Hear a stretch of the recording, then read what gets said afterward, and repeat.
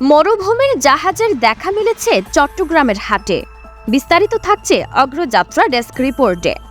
ঢাকার গাবতলী হাটের পাশাপাশি মরুভূমির জাহাজ উট এখন চট্টগ্রামেও। কর্ণফুলী মৈজারটেক পশুর হাটে এই শৌখিন পশু দেখতে দূর দূরান্ত থেকে ভিড় করছেন কৌতূহলী মানুষ।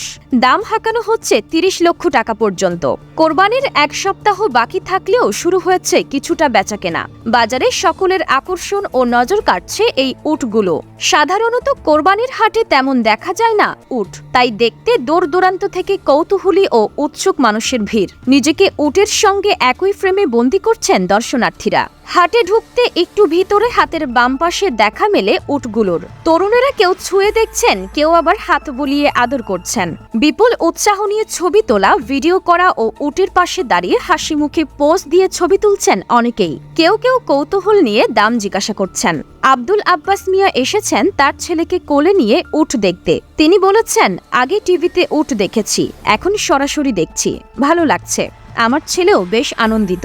হাট দেখে মধ্যপ্রাচ্যের কোনো দেশ কিংবা ভারতের রাজস্থানের কোনো পশুর হাট মনে হবে। তবে আসন্ন ঈদুল আজহাকে সামনে রেখে কর্ণফুলী উপজেলার ঐতিহ্যবাহী মৈজারটেক কোরবানির হাটে এই নতুন চমক নিয়ে হাজির হয়েছেন এক ব্যবসায়ী, যেখানে স্থান পেয়েছে মরুভূমির জাহাজ খ্যাত ৩টি উট।